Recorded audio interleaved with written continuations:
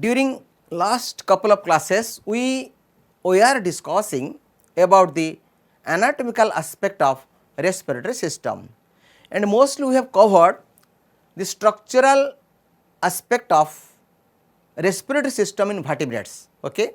We have already covered the respiratory system in fishes, the respiratory system in amphibians, the respiratory system in reptile, bird and mammal. But today we shall discuss some extra that tips or extra organs which are associated with that of the respiratory system of bird. So, this is a special one. We have already covered the respiratory system of birds, the all about the trachea, the syrinx, the lungs like that. But in birds, as the birds are adapted for flying and they are completely different from other vertebrates. So, they have also acquired, they have also achieved some modifications, some adaptations in their respiratory system, and we shall deal to that aspect or that modification in bird, that is the air sacs in bird.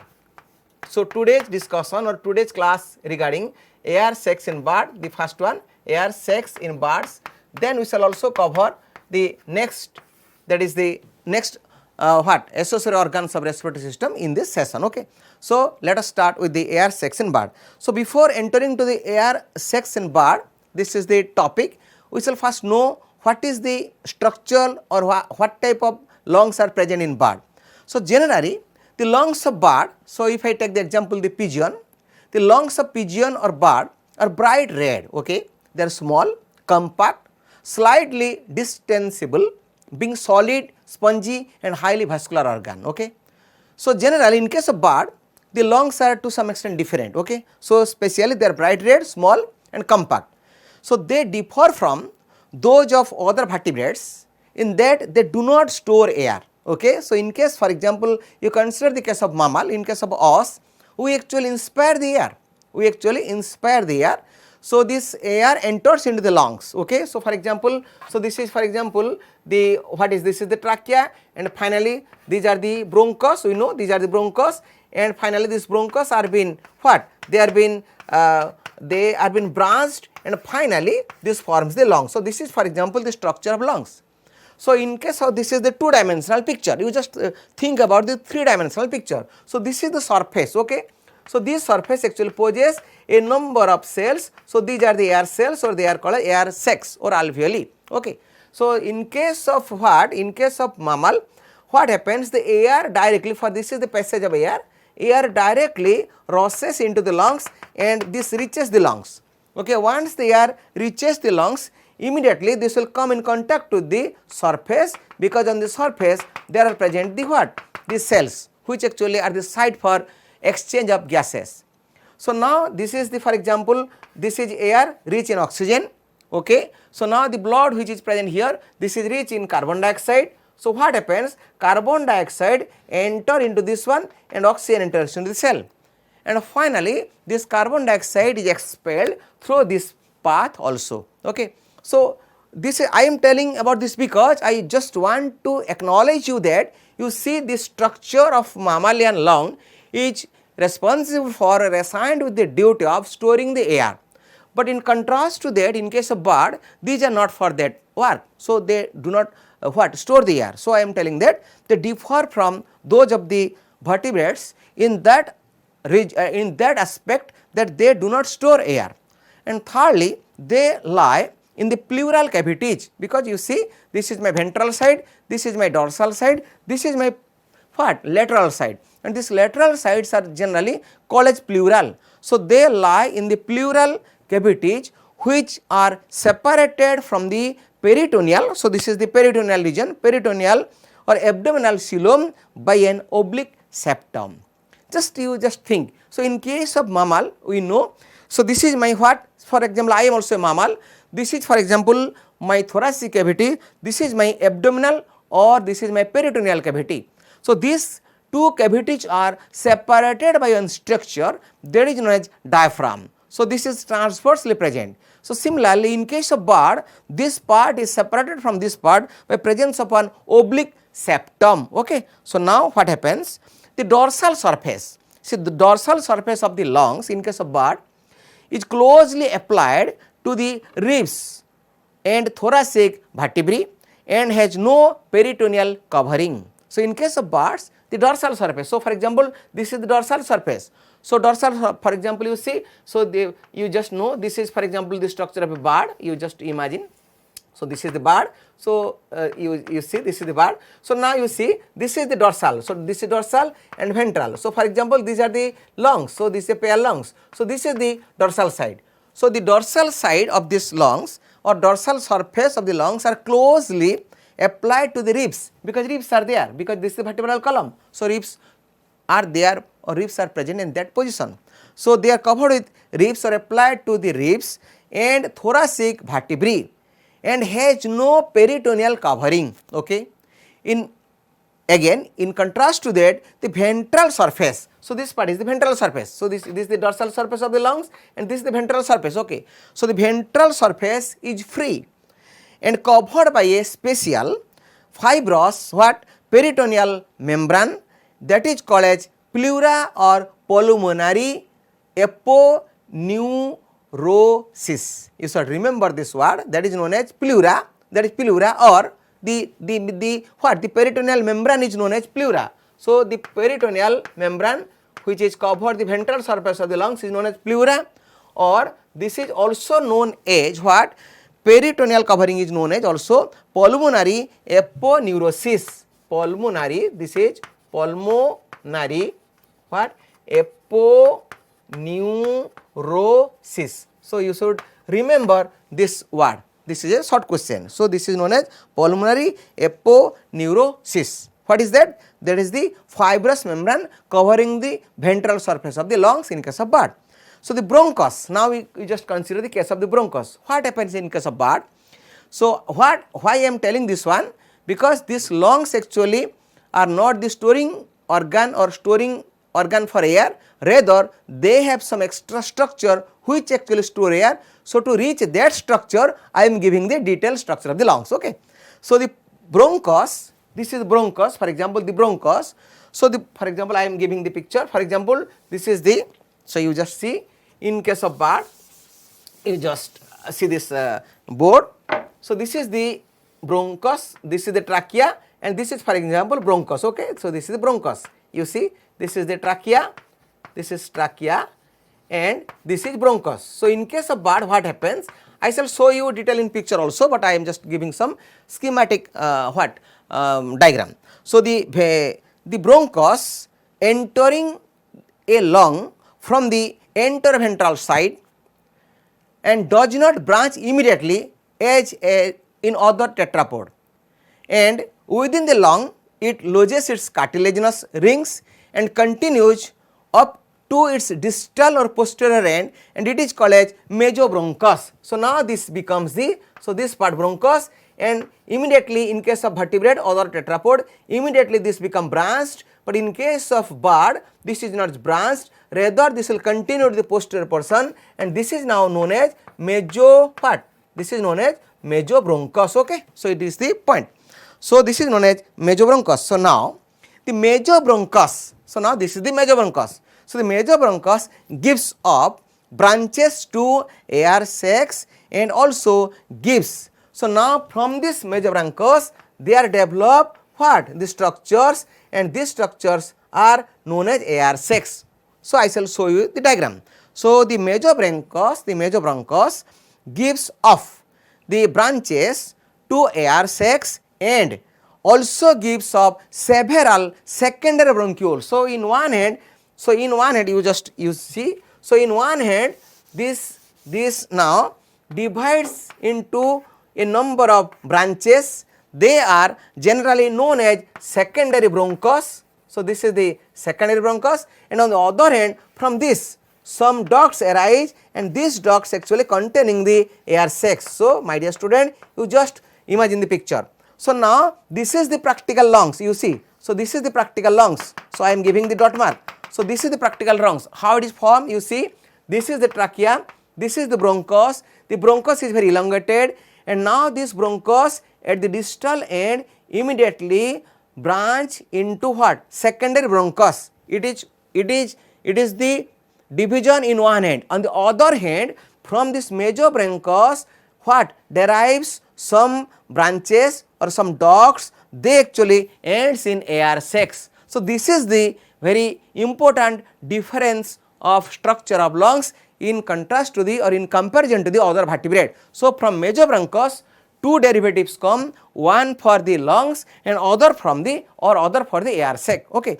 So, the secondary bronchi, so now this is the secondary bronchi for example, the secondary bronchi dorsal or ventral then branch into tertiary bronchi, and tertiary bronchi are also known as parabronchi. So, this now again branches. So, inside the lungs this becomes second branch. So, for example, this is the mesobronchus and this is the secondary bronchus, and now these are again branch and these are generally known as parabronchus or parabronchi. So, this is para. So, this is parabronchi. So, again I want to say, my dear student, so in case of bird you just learn three extra word, that is known as mesobronchus, the second one is air sac and third one is the parabronchus. So, mesobronchus in one hand divides into secondary bronchus, secondary bronchus divides into tertiary, tertiary is known as parabronchus. In other hand, this mesobronchus give rise to another structure, that is the air sac. Okay.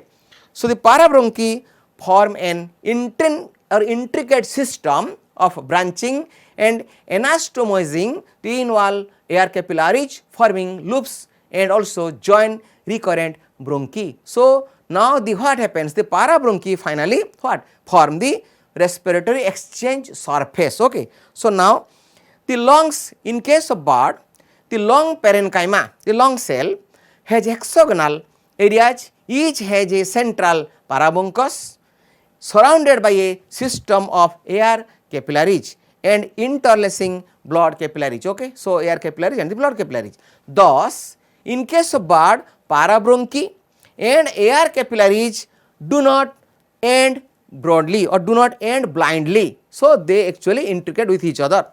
Alveoli are not found in the lungs. Okay. Because we know in case of other vertebrate alveoli are present. So, here alveoli are not present. So, as alveoli is not present, so here there is no question of storing the air. In birds, thus the branches do not have blind ending in alveoli as in mammals. They form an intercommunicating system of bronchi, then parabronchi and air capillaries forming complete air circuit in which the air circulate. Again you may remember, in case of bird there is no air sac. So, how the air passes? So, they form an intercommunicating system of bronchi. So, air first enter into bronchi or from bronchi to parabronchi, from parabronchi to the air capillaries forming complete air circuit in which the air circulates. Okay. So, this is all about the structure. So, now you just see the structure. For example, this is the trachea. Okay. So, I want to show you the detailed diagram. So, this is the what trachea and this is the you see this is the mesobronchus. Okay. So, this is the mesobronchus and mesobronchus now forms the secondary bronchiole. You see this is the mesobronchus. Now, this mesobronchus branching and this is known as secondary bronchus. Okay. So, now this has the secondary bronchus, then forms the recurrent bronchi or tertiary and this forms the surface of the lung. So, you see this is the lung. In the other hand, you see from the mesobronchus, actually from the mesobronchus they are developed, you see they are developed some structure, you see. So, I am showing this part in this part. So, you see this is the lung. So, now this lungs is been formed due to division and redivision of the mesobronchus.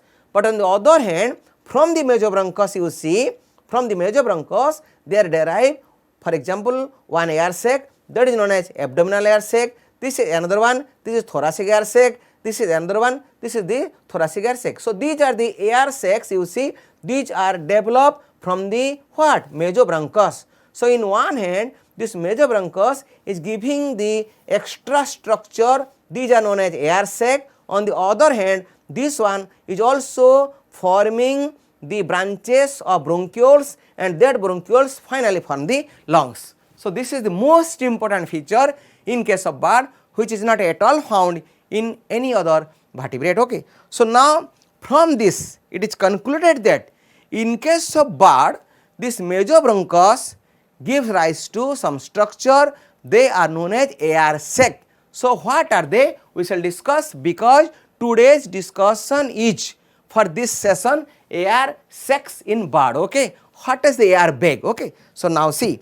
So, in case of bird, the air sacs are developed from the mesobronchus. Okay. The mesobronchus, from the mesobronchus arise secondary bronchi, dorsal, ventral, lateral, and dorsal and ventral divide into parabronchi, but in each long lateral secondary bronchi do not divide but pass through the wall of the lung and enter the air sac, except the abdominal air sac, which are connected with the mesobronchus. So, the air sacs are thus. So, what are the air sacs?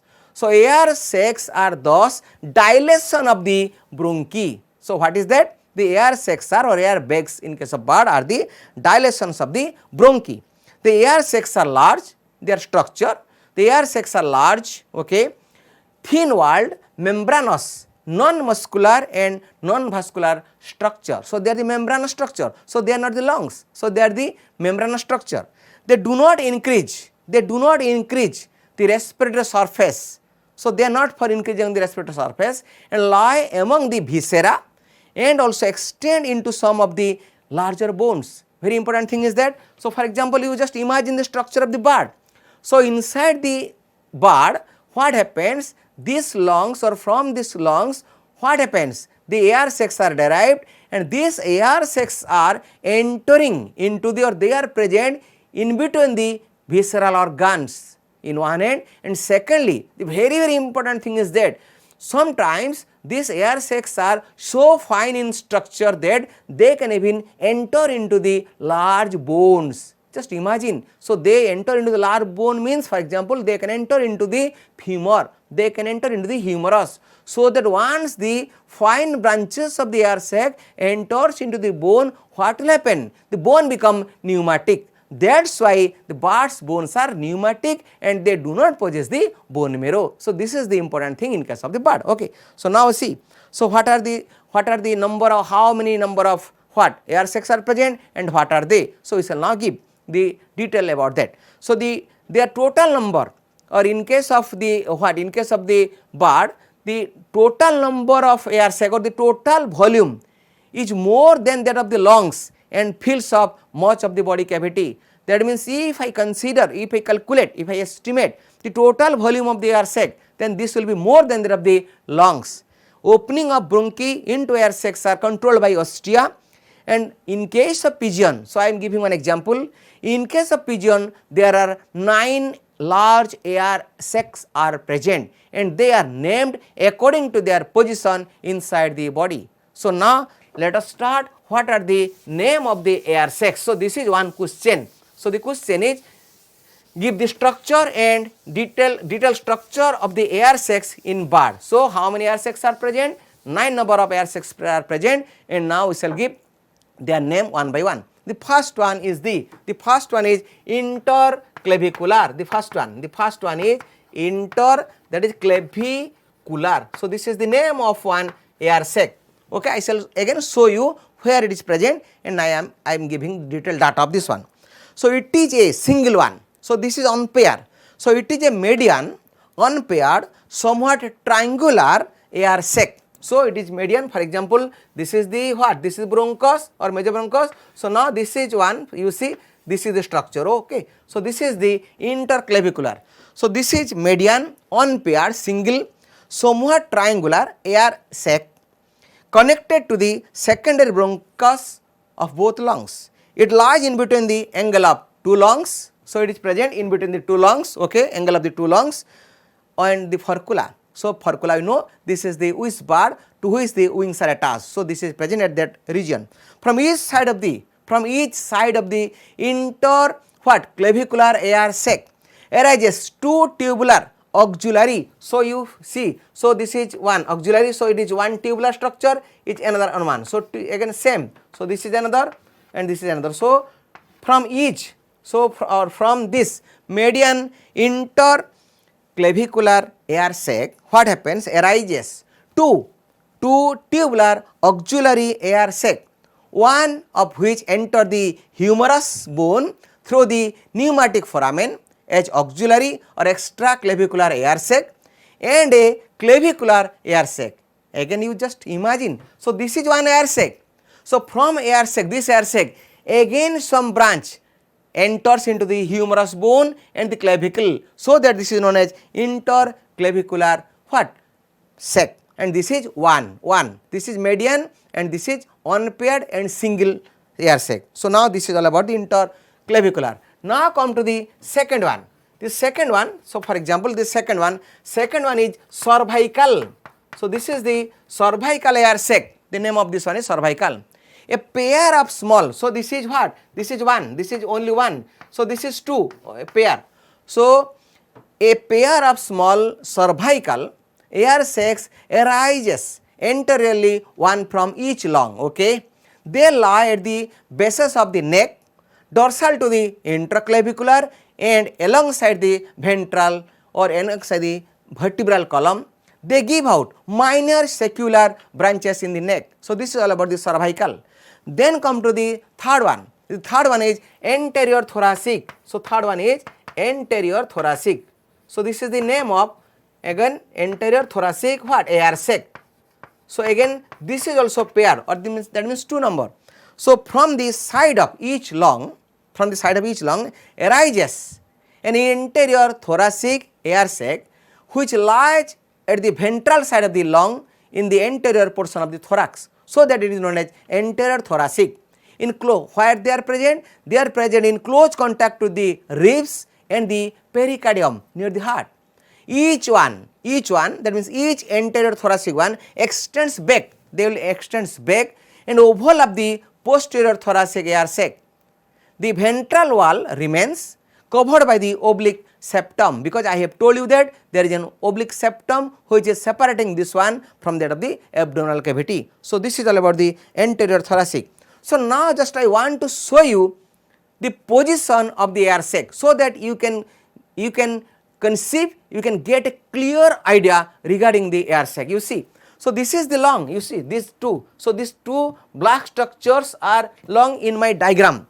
So, now you see this is the what? This is the mesobronchus. So, from you see, so develop, this is the anterior thoracic, you see this is the what? Triangular clavicular air sac, or this is known as interclavicular air sac. From this interclavicular air sac, they are developed two branches, one is clavicular air sac, another one is humeral air sac. This humeral air sac again enters into the humerus bone, so that this become very pneumatic in structure.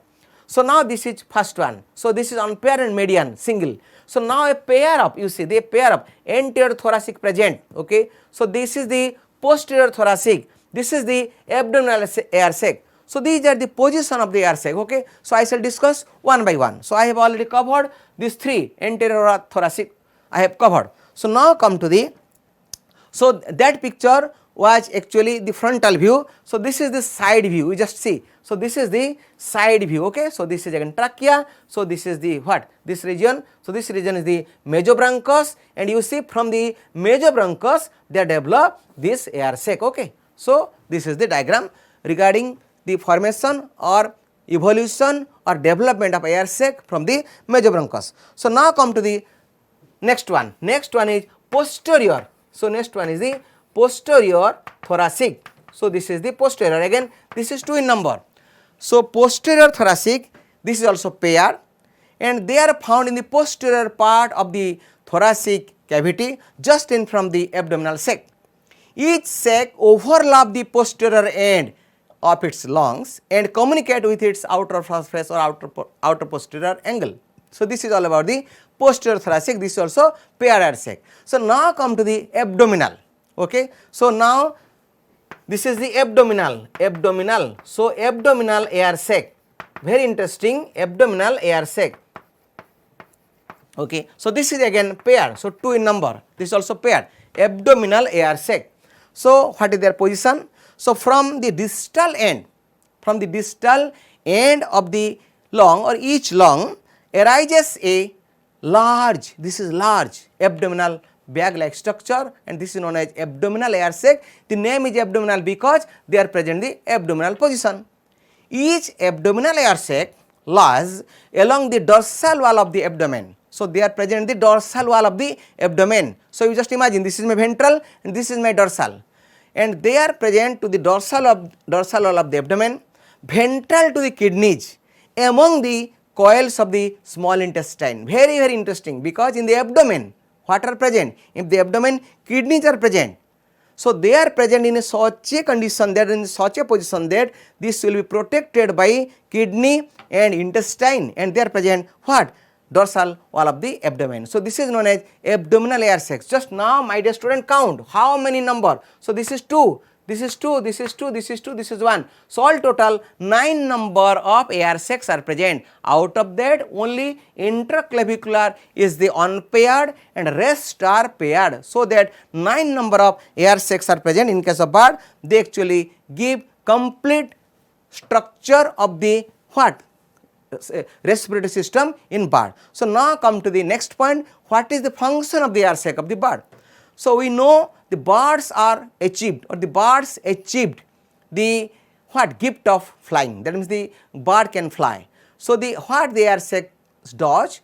The air sacs are thin reservoir of air which communicate with bronchi on the one hand and with the pneumatic cavities of the bones on the other hand, because I have shown you the picture. So, in one way they are connected to the mesobronchus, and on the other hand they are enter into the either bones or to different organs or present in between different type of organs. So, what they actually do? The first one, they act as accessory respiratory organ. So, in case of bird, the air sac is an accessory respiratory organ, means they have some structural support to that of the lungs. So, the air sacs are not respiratory organ, but they help in respiration, number one.